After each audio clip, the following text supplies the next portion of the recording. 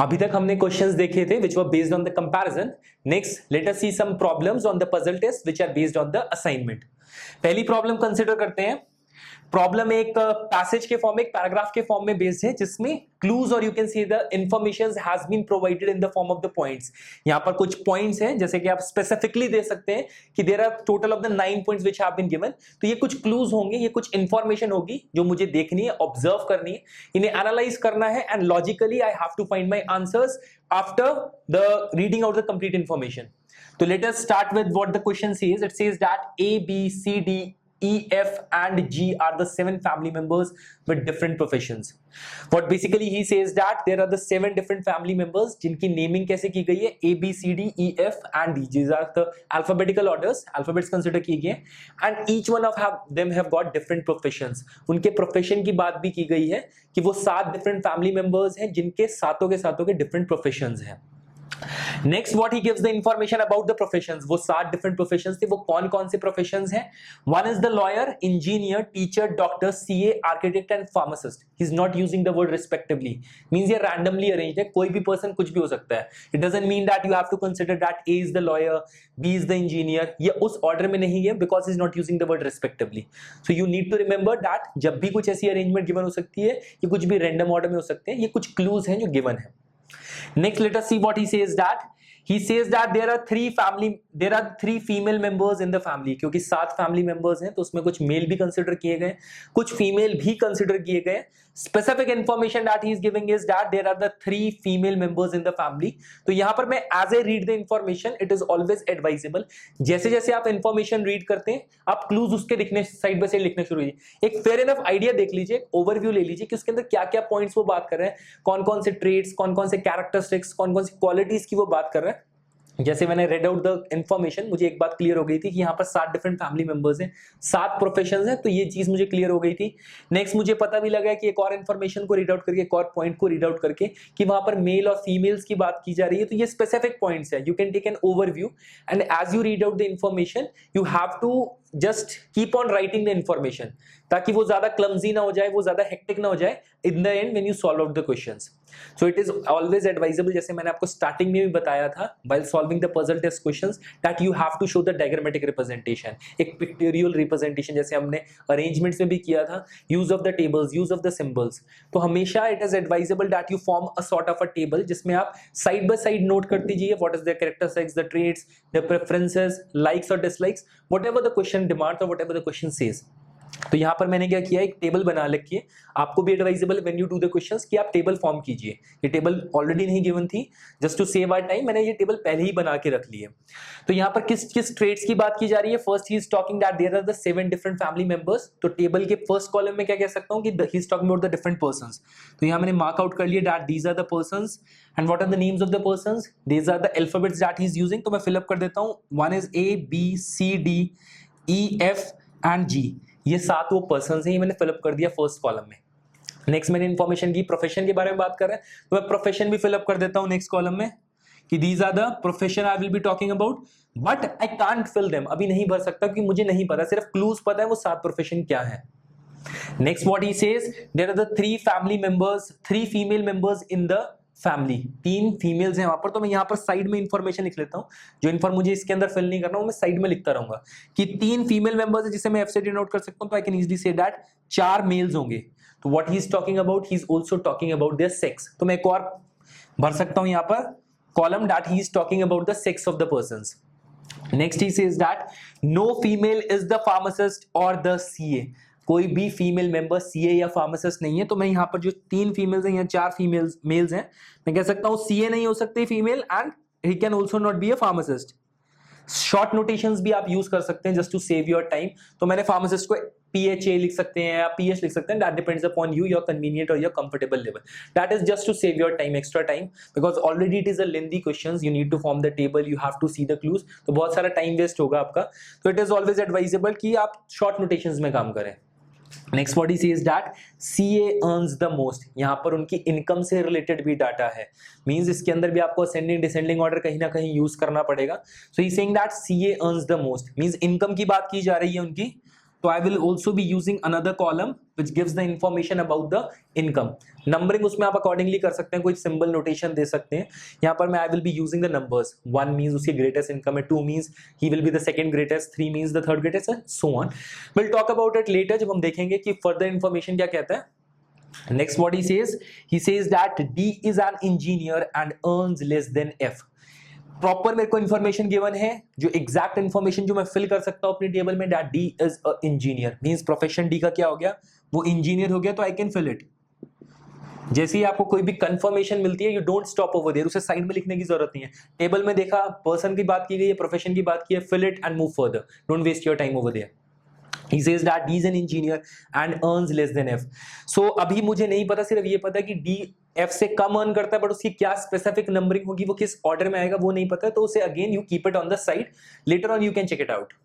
So you will say that D earns less than F। ये मैंने notation दे दी है, D F से less earn करता है, D earns less than F, that is the specific information that he is giving। Next move करते हैं in the points. F is the doctor, again a confirmed information, again you have to fill your table. F is a doctor, तो F आपने doctor यहां fill कर दिया, he is a doctor by profession. Next what he says, C is a teacher, again you have to fill it. C दोबारा मैंने एकदम confirm किया and he is a teacher, profession भर दिया। Move on further, what he says, and earns more than A। यहां पर हम देख सकते हैं इजिली कि यहां पर अगर मैं इनकम की बात कर रहा था, तो इनकम में as I move from left to right, so it means it is an ascending order. F की इनकम D से ज्यादा है, C की इनकम के बारे में भी बात कर रहा है, which is with respect to A and D। He saying that he earns more than A but less than D। C की इनकम D से कम है, तो C यहां पर आ गया, बट A से ज्यादा है, तो ऑब्वियसली A से वो ज्यादा आ गया। तो ये एक स्पेसिफिक आपने नोटेशन देख ली as far as the income is concerned. Next देखते हैं what else information is being provided to us. Point number 7 says that G's wife earn the least। G की वाइफ के बारे में बात की जा रही है, means G will be the husband, क्योंकि वो हस्बैंड है तो उसका सेक्स क्या होगा, he will be a male। तो I can see that G will be a male, वो मैंने उसके सेक्स कॉलम में भर दिया। नेक्स्ट ही सेज दैट जो ये information provided that G's wife earns the least, वो बाद में कंसीडर कर लेंगे, मैंने will be comparing the incomes जो मैंने यहाँ पे मार्क कर रखी है। Next he says that E is unmarried female lawyer, वो फीमेल है, मींस उसका सेक्स क्या है, F। लॉयर उसका प्रोफेशन है, so I will fill the lawyer as the profession, and is unmarried क्योंकि वो फीमेल है, तो he and is also given that is an unmarried female lawyer, तो I will say that she is for sure not the wife of G, वो G की wife नहीं है, and is given that earns less than A more than B। Incomes को अगर मैं compare करता हूं, सो E earns less than A but more than B, तो ये उनकी कंपैरिजन ऑफ द इनकम हो गया। Next the given is that the pharmacist income is not the least. एक और इंफॉर्मेशन गिवन है कि जो फार्मासिस्ट है उसकी इनकम लीस्ट नहीं है। तो पहले मुझे पता होना चाहिए कि इनकम किसकी लीस्ट है। अगर मैं इनकम्स में देखता हूं कि I have considered almost each and every person, A भी है, यहां पर बी भी है, सी है, डी है, ई है, एफ है, the only person left out जिसकी इनकम अभी यहां पर नहीं हमने कंसीडर की, that is the person G। अब G के बारे में हमें इंफॉर्मेशन कैसे पता लगी, that is my point number 3। It says that CA earns the most, CA की इनकम सबसे ज्यादा है, बट मैं यहां देख रहा हूं कि यहां पर अगर मैंने कंपेयर किया इनकम की, तो उसमें F की इनकम सबसे ज्यादा रही है इन पर्संस में, but F is not the CA। मैंने अपनी टेबल में देखा था, जब मैं टेबल में फिलअप कर रहा था, F की income was F by the profession was a doctor, so I'll say that F से भी एक ज्यादा पर्सन होगा जिसकी इनकम ज्यादा होगी, so that person will be a CA। और वो कौन सा पर्सन होगा, क्योंकि एक ही पर्सन लेफ्ट आउट है, so by default that person will be G। So I'll say that इससे भी आगे एक पर्सन आएगा G, और उसका प्रोफेशन भी मुझे पता लग गया because it is given that CA earns the most, so I'll say that by profession G is the CA। So I'll say that मुझे अब हर चीज पता लगी as far as the income is concerned, तो मैं सबको नंबरिंग कर सकता हूं। जो मेरे पास में इनकम का कॉलम है उसमें नंबरिंग करूंगा 1 2 3 4, where 1 represents the person who is having the highest income, 2 represents the person having the second highest income, तो मैं नंबरिंग कर सकता हूं। ए का मैं देख रहा हूं he is having the वो फर्स्ट सेकंड, G की हाईएस्ट है, सो उसकी numbering I will go with 1। Next income है F, so I will give it the number 2। Next it is D, I will give it the number 3। Next income की अगर मैं देखता हूं बात, it is C, so it will be the fourth person. Next है मेरे पास में A E B, so it will be A, next will be E and final will be B, so this will be the 7th person, means B is having the lowest income। तो मेरे पास में income का column complete हो चुका है। The only column left out is the sex. Sex मेरे पास में देखना है और मेरे को प्रोफेशंस देखना है। प्रोफेशन के बारे में अगर मैं देखता हूं तो उसमें एक स्पेसिफिक देखकर मेरे को point the pharmacist income is not the lowest. Lowest income किसकी है? बी की है, बट बी फार्मासिस्ट नहीं हो सकता because the person who is pharmacist is not having the lowest income. So I will say that he is not the pharmacist. दो ही persons बचे थे मेरे पास में, दो ही प्रोफेशंस बचे थे, बी फार्मासिस्ट नहीं हो सकता, तो I will say that A is the pharmacist. तो मैं फिल कर सकता हूं A will be the pharmacist. Professions कितने थे? 7 पर्संस थे, 7 ही प्रोफेशंस थे। मैंने पर्सन तो 7 के साथ कंसीडर किए हैं, but by profession I am seeing that there are only 6 professions which have been filled. एक प्रोफेशन अभी भी लेफ्ट आउट है और एक ही पर्सन का मेरे को रो में भरना है उसके, which will be the one that is the B, and the profession which is left out that is the architect. तो I can say that B क्या है? बी एक आर्किटेक्ट है। So now I can see that मेरा profession का column भी filled up है and income भी उनका प्रोफेशन मेरे पास में कंप्लीटली फिल्ड अप है। एक चीज मैं देखना चाहूंगा that is E is unmarried। मेरे पास में एक क्या गिवन था? G's wife earns the least। ये चीज भी मुझे कंसिडर करनी पड़ेगी कि G की वाइफ सबसे लो अर्न करती है। इनकम्स कंपेयर किया, सबसे पहले देखूंगा सबसे लो कौन अर्न कर रहा है, दैट इज B। B कौन होगी? She will be the wife of the G because G's wife is the one who earns the least। So I'll say that B is the wife of the G, और in short I can also say that B क्या है? B एक female है। तो मैं B को easily fill कर सकता हूं, B will be my female। B का क्या हो गया? B is the female, means एक और फीमेल लेफ्ट आउट है विच आई डोंट नो अभी, क्योंकि मैंने क्या कंसिडर किया था स्टार्टिंग में, there are 3 females and there are the 4 males. तो मुझे ये तो पता लग गया 2 फीमेल्स मेरी कौन कौन सी होगी, 1 female is B and the other female that I have considered is E. ये तो 2 फीमेल्स हो गई। एक और फीमेल है जो मैं अभी प्रेडिक्ट नहीं कर पा रहा हूं बाय द क्लूज और by the information that is given to me. And as far as the males are concerned, males मैं फिल कर चुका हूं। बस एक चीज मुझे ध्यान में रखनी है, एक इंफॉर्मेशन और मुझे प्रोवाइडेड थे, एक क्लू मुझे एक और गिवन था that no female is pharmacist और द सीए, मींस जिस पर्सन का प्रोफेशन फार्मासिस्ट या सीए होगा he is for sure a male. तो देख लेता हूं, फार्मासिस्ट ए है, so I will say that he is a male. Next CA में देखता हूं, सीए जी था, वो मेल था, वो मैंने बाय डिफॉल्ट भर ही रखा था ऑलरेडी। सो ये इन्फॉर्मेशन भी मेरे पास में प्रोवाइडेड है। तो जितने ही मेरे पास में क्लूज थे, एक बार आप जस्ट वेरिफिकेशन के लिए एक बार सारे के सारे क्लूज आप दोबारा देख लें। This is always advisable because already you have seen there are 9 points, so it is possible कि एक आधा पॉइंट लेफ्ट आउट हो जाए, that is human nature. So it is always advisable कि आप दोबारा एक बार जाएं, जितने भी पॉइंट्स हैं उनको कंसिडर कीजिए, whether while preparing your table को आपने फिलअप किया, उसमें कोई पॉइंट लेफ्ट आउट तो नहीं रह गया। तो will read out 1 by 1 point and will consider कि हमने सारे पॉइंट्स कंसिडरेशन में लिए हैं कि नहीं लिए हैं। So what the first point says, there are the 3 female members in the family. 3 female members हैं, मींस 4 मेल मेंबर्स हैं, ये पॉइंट हमने कंसिडर किया है। Next, no female is a pharmacist और अ सीए, उसके अकॉर्डिंग हमने इंफॉर्मेशन भर ली है दैट नो फार्मासिस्ट और जो सीए वो स्पेसिफिकली मेल ही होंगे, फीमेल नहीं होंगे, दैट इज फॉर श्योर, वो भी हमने देखा है हमारी टेबल में, वो रेफरेंस के लिए है। Next what he says, CA earns the most. CA earns the most, तो हमने जो अपनी इनकम की हमने कंसिडरेशन की थी, तो उसमें जी की इनकम उससे बाय डिफॉल्ट हमें पता लग पा रहा था कि सीए की होगी और एक ही पर्सन लेफ्ट आउट था, दैट वाज द जी। तो G by default was the CA and he is a male. Next it is given that D is an engineer, earns less than F। D engineer भी हमने fill up कर रखा है and he is earning less than F। Next F is the doctor, वो भी हमारे पास में filled है। Next C is a teacher, that is also being filled up and earns more than A but less than D, वो भी हमारे पास में filled है as far as the comparison of the income is concerned। Next what he says that G's wife earns the least, वो आ भी गई हमारे पास में। G की वाइफ कौन है? she is B and she is earning the least, वो भी हमारे पास में इंफॉर्मेशन है, वो भी हमने कंसिडर किया है। Next what he says that E is an unmarried female lawyer।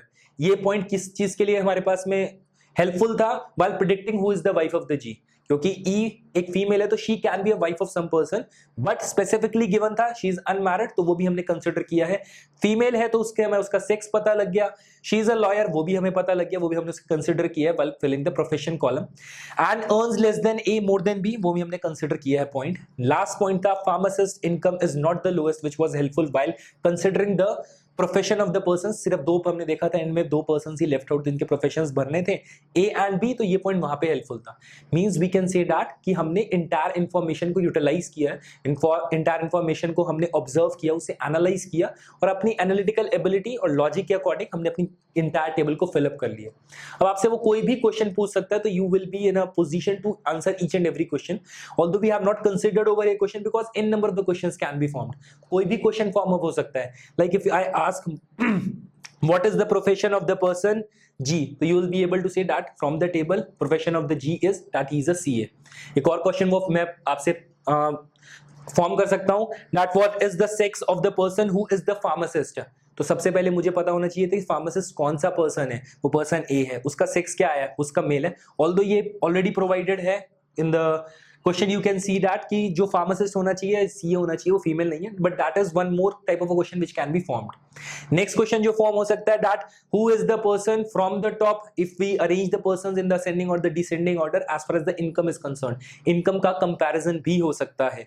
और क्वेश्चंस प्रोफेशन से रिलेटेड, सेक्स से रिलेटेड, उनकी इनकम से related, they can be formed. एक और क्वेश्चन जो फॉर्म हो सकता है which is also asked many of the times कि how many females are there, या फिर वो पूछ सकता है how many females are there, नहीं वो पूछ सकता है आपसे कि who is the third female। दो तो आपको गिवन दे सकता है specifically that B and E are the two females, who will be the third female। From the table I can't predict who is the third female, so we'll say that it cannot be determined, can't be determined will be the option to such a question। तो n number of the questions form हो सकते हैं। Key will be to fill up the table, to analyze the problem and then answer the questions, then do the questions which will be very helpful। Next problem देखते हैं। Question में given है 7 candidates, Hari, Sunny, Nitin, Sarita, Neha, Lalit and Sonia. There are 7 candidates और उनके नाम भी मुझे specifically given है। Are to be interviewed by different panels 1 2 7। There are 7 different panels. Numbering कैसे की गई है उनकी 1 2 3 4 5 6 and 7। There are 7 candidates and they are to be interviewed by 7 different panels. उनकी भी मुझे नंबरिंग दी गई है by different companies which are named as A, B, C, D, E, F and G।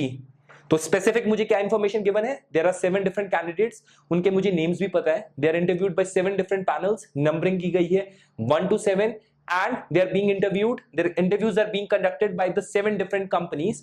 Companies की कैसे मेरे पास में नेमिंग की गई, अल्फाबेटिकल ऑर्डर में फ्रॉम A to G। ये मेरे पास में स्पेसिफिक इंफॉर्मेशन है अभी तक जो मैंने क्वेश्चन रीड आउट किया है। Next what he says, this is not necessarily in the same order। respective word उसने use नहीं किया, respectively word means use नहीं किया, means I cannot say that Hari is the person who is being interviewed by the panel 1 for the company A। ये respective नहीं, these are randomly arranged। कोई भी person किसी भी पैनल और किसी भी कंपनी के बाद साथ इंटरव्यू किया जा सकता है। these are in the different order, these are jumbled form और ये clues given है मेरे पास में।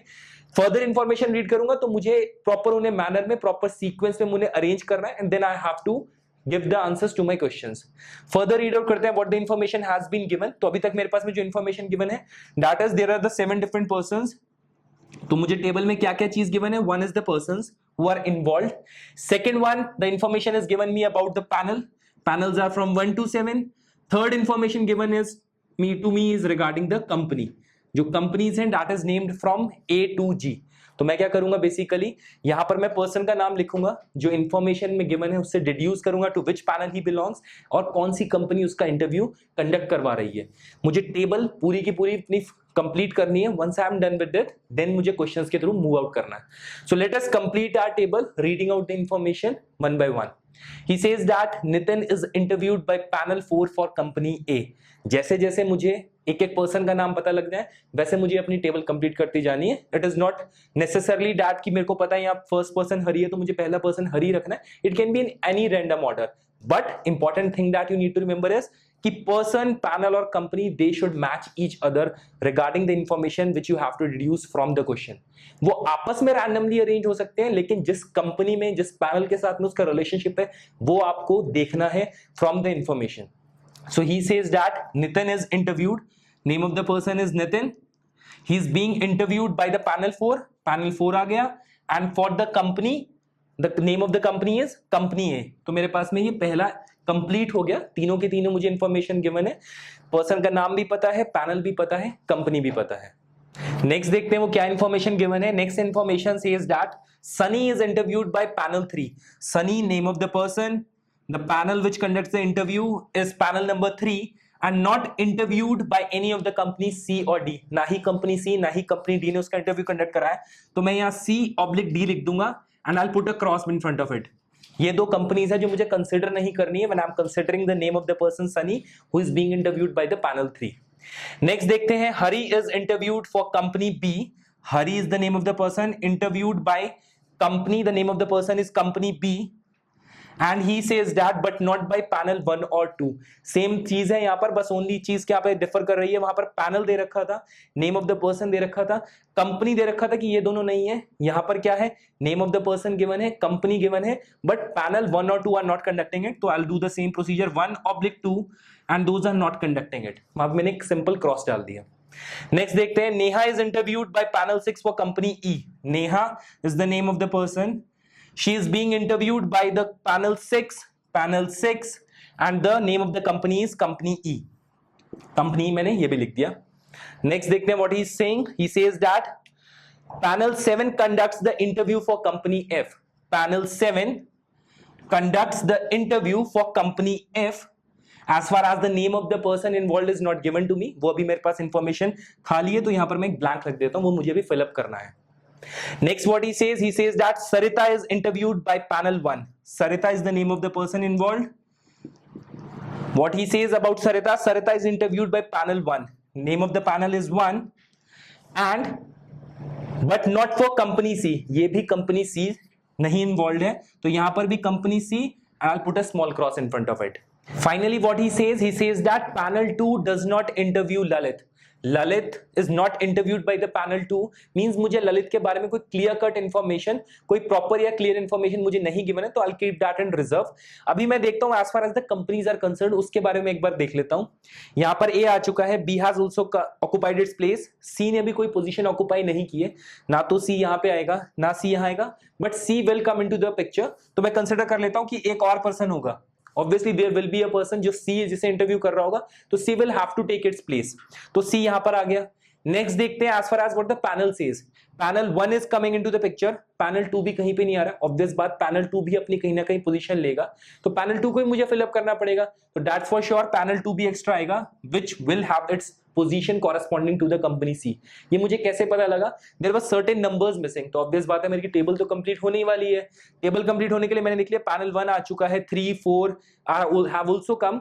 एक मेरे पास में लेफ्ट आउट था, that was the panel 2, तो पैनल 2 ने अपनी पोजीशन लेनी थी, तो मैंने पैनल 2 भी फिल कर दिया. नेक्स्ट देखते हैं what are the persons who are missing. As far as the persons are concerned, हरी की पोजीशन में फिल कर चुका हूं. Next is Sunny, he has also occupied his place. मैं एक टिक मार्क करता रहता हूं for my ready reference. Next is Nitin has also been filled. Next is Neha ने भी अपनी पोजीशन ऑक्युपाई कर ली है. Lalit is left, Sonia is left, Sarita has also been filled. दो ही पर्सन लेफ्ट आउट है, one is Lalit, next one is Sonia. ये दो पर्संस ने अभी तक अपनी पोजीशन ऑक्युपाई नहीं की है.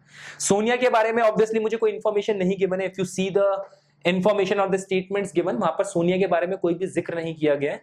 हाँ, ललित के बारे में एक इंफॉर्मेशन गिवन है that panel 2 does not interview Lalit. Means obviously ये जो मैंने देखा था रो जिसमें मेरे पास में पैनल 2 था, कंपनी सी थी, यहां पर ललित का नाम नहीं आ सकता because panel 2 does not interview Lalit. ये इंफॉर्मेशन गिवन है, तो आई विल से दैट यहां ललित तो नहीं आएगा, ललित यहां पर आएगा, और मुझे अपनी टेबल तो कंप्लीट करनी है, तो Sonia will be taking this place.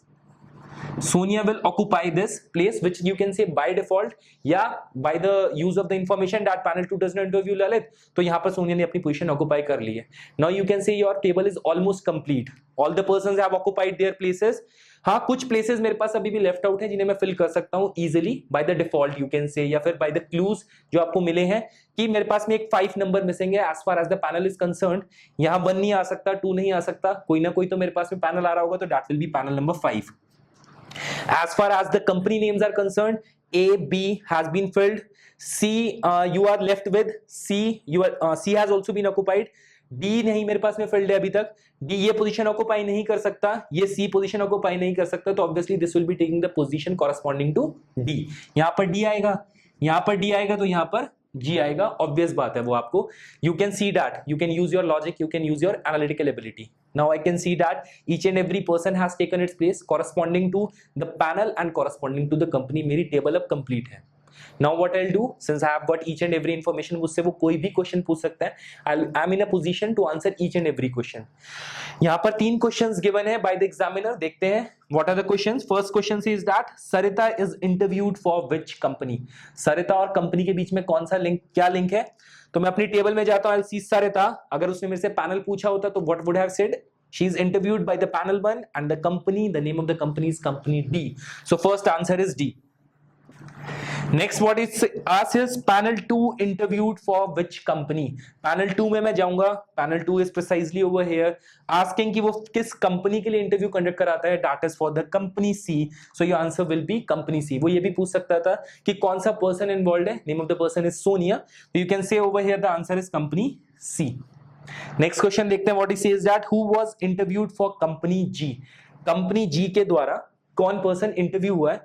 Company जी में जाते हैं, this is company G and the person involved is Sunny. वो पैनल भी पूछ सकता था आपसे, panel name of the panel was panel number 3, over here the answer is Sunny.